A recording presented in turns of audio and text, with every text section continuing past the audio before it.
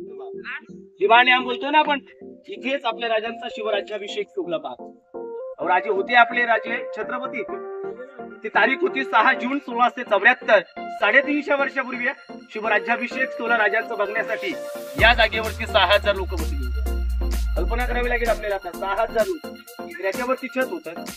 आणि जिथे तुम्ही आता राजांची मूर्ती पाहताय ना, त्याच्या खाली बघा सर्वांनी खिडक्या पाहतो आपण. खिडक्यांच्या आतमध्ये एक जुना दगड आहे. हे साईडचं सर्व आता बांधलं गेले. जो बेस आहे ना दगडी, तो त्या खिडक्यांच्या आतमध्ये. आणि त्याच दगडावरती आपल्या राजांचं त्या खाली या ठिकाणी 32 मन, 1 मन म्हणजे 40 किलो, 1280 किलो वजनाचं तिथे पूर्ण सोन्याचं सिंहासन. राजांची आपल्या गादी होती नाही, सोन्याची होती. तिचं वजन होतं 1280 किलो. इथे होतं. जानकरांची मत आहेत इंग्रज घेऊन गेले, इथून नेले. काही इतिहासकारांचं मत आहे काही त्या औरंगजेबाचा सरदार होता जुल्फिकार खान, त्याचा टोकांना वितेत खान, त्यांनी ते घनाचे घाव, कारण ते औरंगजेबाला बघायचं होतं आपल्या राजांची गादी तरी कशी. आणि तिथे आता आपण आपल्या राजांची मूर्ती पाहतोय. ही आतमधली मूर्ती आता बसवली 2009 मध्ये. आपल्या राजांचे वारसदार कोल्हापूर युवराज छत्रपती संभाजीराजे यांनी ही मूर्ती बसवलेली. ही मूर्ती नाहीतरी सध्या 600 किलोची मूर्ती आहे. 5 धातूची मूर्ती आहे ती, पंचधातूची. आणि आपण डोक्यावरती छत्र पाहतो. छत्र 1985 मध्ये बसवलं गेलं. आता ही समोरची भिंत नव्हती, शेवटल्या पेशव्यांनी बांधली. हे प्लॅस्टर आपल्या गव्हर्नमेंटने केलं 2001 मध्ये.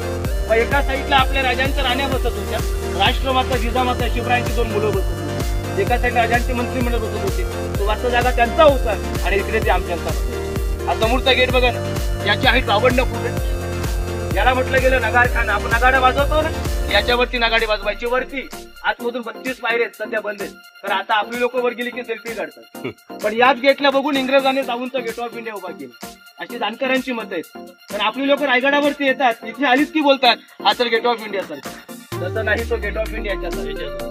हा बाल्ले किल्ल्याचा मेन गेट आहे, रायगडाचा मेन गेट नाही. रायगडाचा मेन गेट 500 पायऱ्या खाली, त्याचं नाव पाहिलं तर महादरवाजा. आता तुम्ही आवाज ऐकलात ना, त्या दगडामुळे आवाज होतो, अशी जानकरांची मत आहेत. कारण दगडावरचा आवाज रिप्लेस होतो. म्हणून एवढ्या मोठ्या दरबारामध्ये दगड ठेवण्याचे कारण असू शकतो. आहे तसाच आहे. गडावरती कोणताही कार्यक्रम इथे असतो, कोणताही असू द्या, बारीक मोठा, सर्वात मोठा वर्षाचा एकच असतो. कधी आलात तर या. दरवर्षी 6 जूनला इथे राज्याभिषेक असतो. 1.5 ते 2 लाखाचे बाहेर लोक असतात. 2 दिवस 5 जून 6 जून खाणं पिणं राहणं रायगडावरती फ्री असतं. आणि एवढी लोक पायी येतात आणि पायी जातात. पण इथे राज्याभिषेक असतो.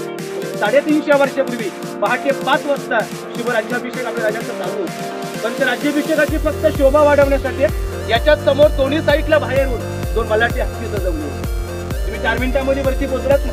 400 वर्षापूर्वी या गडावरती एक इंग्रज आला, ब्रिटिश. आणि तो इंग्रज रायगडावरती पायी आला, चालत आला.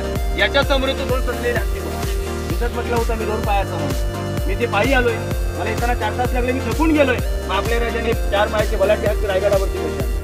आपले राजे चालाक होते, ग्रेट होते. हत्तींची मुले लहान होती, पालखीमध्ये बसून इथे आले. हत्तींचं पालकपोषण गडावरती गेलं. कारण एका हत्तीची वाट 3 ते 4 वर्षामध्ये होते.